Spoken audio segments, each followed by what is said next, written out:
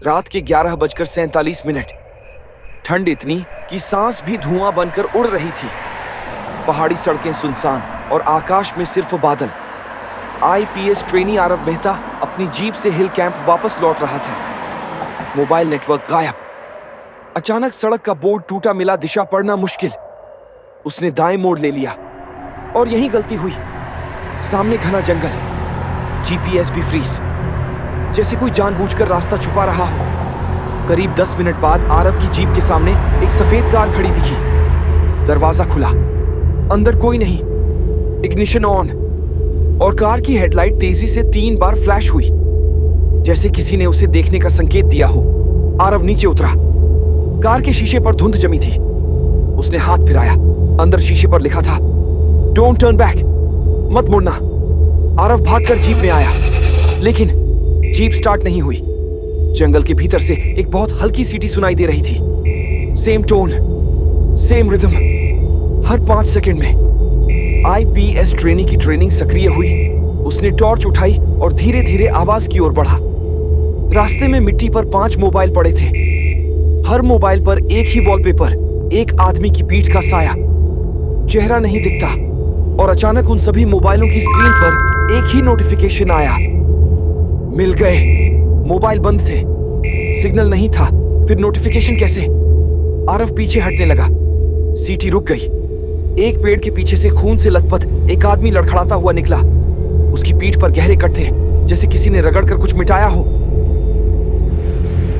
वो आदमी बस एक ही बात बोल पा रहा था, फाइल, अगली फाइल, मत खोलना।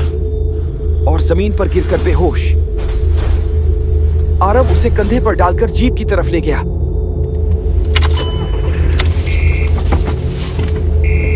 जीप जैसे तैसे स्टार्ट हुई।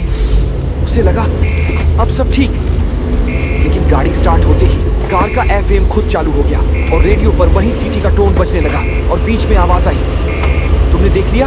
आरव घायल आदमी को हिल कैंप पोस्ट ले आया। डॉक्टर बोले, इसके शरीर पर जो कट है ये हथियार से नहीं हो सकते। जैसे कोई पैटर्न मिटाने की कोशिश कर रहा था। कैंप के सीसीटीवी फुटेज देखे गए, पर एक भी फुटेज में आरव की जीप वापस आती दिखाई नहीं दी, जैसे वह रास्ता कभी था ही नहीं। घायल आदमी होश में आता है। आदमी कांपते हुए बोला, मैं आरटीआई पत्रकार हूं।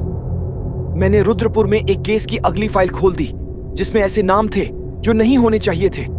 उसके बाद सब मेरे पीछे पड़ गए। इंसान नहीं, सिस्टम। मुझे लगा जंगल में छुप जाऊंगा, लेकिन वहां आवाजें थीं, वही लोग जो गायब हुए थे। आरव चौंक गया। कौन? वो दर्द से बोला, जिनके मोबाइल तुमने उठाए। आरव जम गया। उसने मोबाइल जेब से निकाले। एक भी मोबाइल उसकी जेब में नहीं था। कैंप के कंट्रोल रूम में लगे 18 मॉनिटर अचानक ब्लिंक हुए। सभी स्क्रीन पर एक ही चीज उभर कर आई, नेक्स्ट फाइल, आरव मेहता, और नीचे टाइम काउंटडाउन, 9, 8, 7। जैसे किसी ने आरव का नाम अगली फाइल में जोड़ दिया हो, जिसका मतलब था अब वो अगला टारगेट है। पूरा कैंप अंधेरे में डूब गया। दरवाजे खुद लॉक हो गए। सीटी फिर बजने लगी, अब पहले से भी जोर से। और घायल पत्रकार ने दहाड़ते हुए कहा, वो आ गए फाइल पूरी करने। अंधेरे में मॉनिटर पर रोशनी टिमटिमाई। इस बार जो दिखा उसने सबकी सांसें रोक दी। स्क्रीन पर एक सरकारी सील वाला पीडीएफ खुला, प्रोजेक्ट इरेज, कॉन्फिडेंशियल, और नीचे लिखा, टारगेट का नाम, रिकॉर्ड, चेहरा, लोकेशन सब मिटा दिया जाएगा। आरव ने कांपते हुए देखा। पीडीएफ के पेज 3 पर उसकी अपनी फोटो जोड़ दी गई थी और स्लोली उसका चेहरा फाइल से मिटने लगा, जैसे कोई रबर से तस्वीर खिंच रहा हो। फाइल के अंत में लिखा था, subject will disappear with in 5 minutes.